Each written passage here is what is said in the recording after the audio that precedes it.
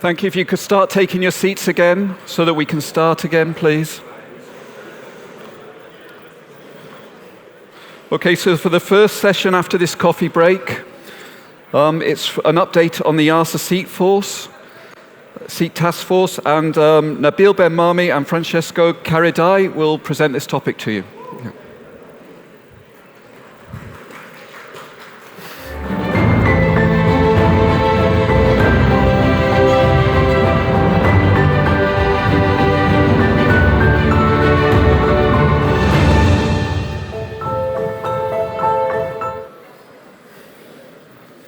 The people are returning.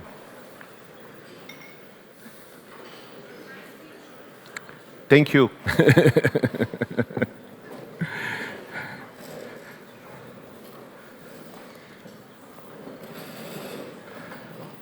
Should I start? Yes. Okay, let's kick in. So let's start. hello. We have here a counter, so we have we need to start, stay. Yeah. So I'm Nabil Ben-Mami. Once again, I'm the Regional Transport Aeroplane Manager, and you probably wonder why I would speak to you about seats, because the way EASA is organized is that within the Certification Directorate, we as well in the product section host experts. And in my group, I'm hosting the cabin safety experts. And then, clearly, the other part of the certification of seats is the TSO. And as a section, we are running a lot of projects. We are in close coordination with the panel, the cabin safety expert group. Reason why we are here together. Okay, so first, we have a seat task force yes. In EASA that I'm leading, and Francesco is supporting me in this activity. So just to set the scene and to remind everyone, seats are, of course, safety devices, and they help to survive accidents. So here we wanted to illustrate typically how seats can play a very important role in safety. So here you can see this crash that happened roughly a year ago in Toronto, and you can have a picture as well of the cabin, where you can observe that it was completely upside down. But what we want as well to highlight here is that most of the occupants, they were able to go home after a couple of days. So here the seats clearly played a role in safety. They remained attached to the structure of the aircraft. And I think this is as well something where our industry have progressed a lot in terms of safety when we compare to crashes that were happening 20 years ago. Okay, why a seat task force? What's the background for that? So 3 weeks ago, we had here in EASA as well an executive seat summit, which was hosted by our executive director and by the FAA certification director, Caitlin Locke. And during the opening, Florian mentioned that there is not an event where I'm not addressed with problems with seats. And I would say that for us, there is not a day where we are not an hour, I would say. an hour where we are not having to deal with seats issues. And why is so? Because there is a tremendous demand for seats at the moment on the market. You can see as well the figures there. So they are expecting to double. This market is expecting to double in the next 10 years. Why? Because you know that now. So the delivery of new aircraft are slowing a bit down, of course. The numbers are high, but the airlines have to wait a bit longer to get their new aircraft. So what is happening is that they have to reconfigure more often their cabin. And you know that cabin is really the brand identity of an airline. So there is a high demand for seats, in particular as well for business class seats, side seats, etc.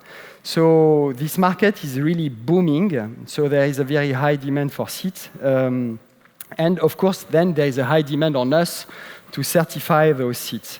And of course, it is when the problems are starting. So what we have observed on our side is that there are more and more squeezed undocking times. There is absolutely no margins now in the planning for example, repeating a test. There is as well a number of failed tests. We see a lot of seats coming to us to be certified that are somehow still in development. They are failing the test one after the other. So this is the reason why early last year, EASA management, they have decided to launch this seed task force.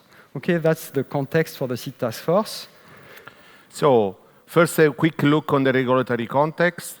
The regulatory requirements are really stable. The seed installation certification, the famous 2562, was already introduced in JAR 25 Change 13 in 1989, followed up by the FAA Part 26, retrofitting the fleet already partially, with a partial compliance to 16G. Even later, a special condition was issued in 2016 for oblique seat installation.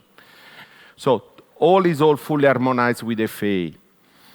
In terms of EASA regulatory standard, we have EASA has introduced a standard developed by the industry through the SAE SIT committee. In particular, we have into 2022 introduced the revision C of ETSO C127 that has followed up the revision B of 2017. These two standards are introducing under the ETSO the possibility to certify installation test, the so-called OIT, occupant injury test. This is enhancing a lot the crashworthiness performance of the seats, but is also producing, with the introduction of new material and new design, introducing new burden because because with this new LOPA concept, very fancy cabin, first class, business class, all these are producing novelties that are generating testing and retesting. So there is the need to consolidate new guidance in this domain, for sure, with the support of the SAE SIT committee, because they are producing the standard that we later let me say, virtually, we give our blessing through the ETSO publication. Okay, so a seed task force to do what? So the idea is that we met, we brainstormed, we as well listened to the industry, and we came up with a number of actions that we have clustered around the three areas that you can see here on the screen. So competencies and resources, of course, this is key. Huh? It's always about people. So at the end, we need as well to have highly competent experts in this area as well, from EASA side, but as well from the industry side to support certification. Processes as well, how to make them leaner, as well, how to have industry coordination, in particular when it comes to the future of standards for the ETSO, etc. What can we accept in terms as well of pass-fail criteria? That's more touching on the last bullet, I must say, on the regulation standard, which we are as well trying to modernize, harmonize. We are even reflecting on, for example, going for modular C127. These are the type of things that we are working on. So we developed an action plan with more than 30 actions that are distributed around the three clusters, and now we will enter a bit the details about those. So regarding competencies, we have recently concluded a selection to add 2 new FT in the TSO section. We are developing also an internal SIT certification training.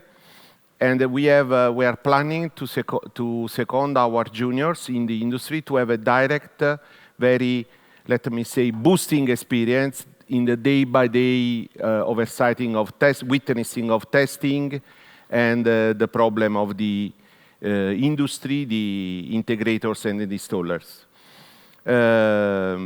For the industry, we really recommend to evaluate the migration to the OA system. You might remember the rulemaking task introduced by Alex this morning, the -4.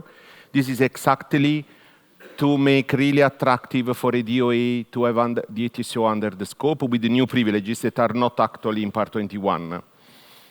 This is always the compromise, no? More industry competence, then the level of involvement of EASA can be reduced. Today, with the PDOA, our level of involvement is always high. And then EASA and industry can marry together to organize regularly in Europe the ICAO seat dynamic test training. Okay, what about processes? So what are the main actions we are working on? Of course, it's to work hand in hand with the FAA. By the way, today in EASA, we are as well in parallel to this meeting hosting the second edition of what we call the Seat Certification Forum. The first one was in Dallas. It is co-organized between EASA and the FAA. The Seat Summit, the Seat Executive Summit I mentioned was as well co-organized between EASA and the FAA. So our level of harmonization on those topics is very high, and we are pushing for it. On top of that, what we will try to do is to promote as much as possible for UDOAs the usage of what we call the CMC and CSTC, so certain major changes and certain STC. You know, when you have demonstrated to the EASA that you know how to handle a kind of change, in particular for LOPAs or things like that, then you can do them by your own. So this is fully then on your own approvals. So this is as well something that we would like to promote a lot, as well in the area of cabin installations.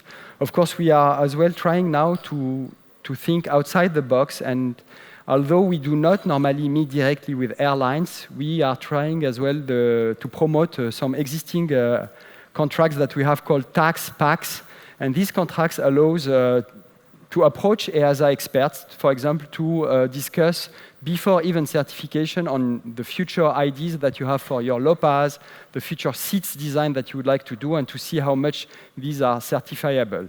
Okay, so you can test a bit your future designs with us before application, so that's as well to allow probably further problems or to prevent further problems. When it comes to ADOA handbooks, we are as well working with some top seats manufacturers to see how to reduce the list of what we call minor non-anticipated, so they can maybe work on them in a more independent manner. This is as well something we are working on. And of course, we try to meet with the top seats manufacturer as much as possible, myself and Francesco, as well to try to de-escalate problems before they become... Anticipate also. Yeah, to anticipate because they block, for example, airlines in their operation, these type of things. Then on the side of the regulation, we have on short to medium term, we can really publish a certification memo on seat certification. We plan to do by the end of this year. And we are engaging regularly with the SAE seat committee to improve flexibility of existing requirements and support also at aircraft level new MOC definition. On longer term, we return on the extended EU scope to ATSO, the rulemaking task mentioned before, and we are under discussion. We need more time to do so, to introduce the flexibility and modularity for the TSO C127 outside existing limitation. Today, the certificate includes 2 pages of limitation because we have to take care of all the possible configuration. Then reducing the number of required certification tests, something that will deserve a bit of research for sure, to see which new method we can use. A new CS25 0.562 on dynamic testing and associated MC and GM. And the rulemaking task is not yet defined. And use a simulation as means of compliance. SAE seat committee is working on a standard. So it is something that will come. So we move to the end of our presentation. So that was most of the action that we had in the 3 clusters. I think there are as well a number of things that can be already tackled by the industry itself to make the things a bit smoother, leaner, easier. So typically revisit the standards. So this is what the work of the SAE seat committee, they are on it, and we are supporting it. But so what we are doing here is to tell you, please send your experts to the SAE seat committee groups. They are needed there to work on the revision of standards. Then you should limit the change on the TSO seat. So within the limit of a pre-approved envelope, please try to remain when you are applying for new LOPA, new layout of passenger accommodation. EFE is a topic in the topic, so whenever a screen is changed, it might need to repeat the OIT test, so meaning the HIC test. So please coordinate, make sure that you have sufficient coordination as well with your IFE suppliers, so you are not taken by surprise when they come up with an obsolescent screen, that you have to repeat everything at the last minute. And then, please, take care of a conformity of test article. And this is quite a recurrent issue. We will speak more later. Yes, and finally, planning. So de-risk, count, do plan Bs.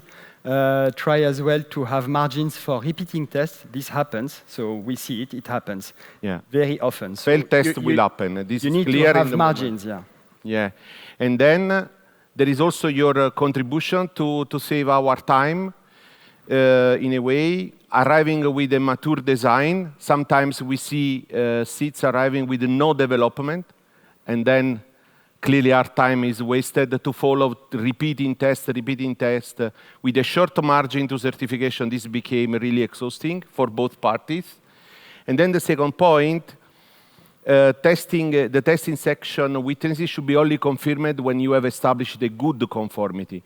We are usually spending 2-3 hours before the execution of the test to verify the conformity. This is something that should be prepared in advance.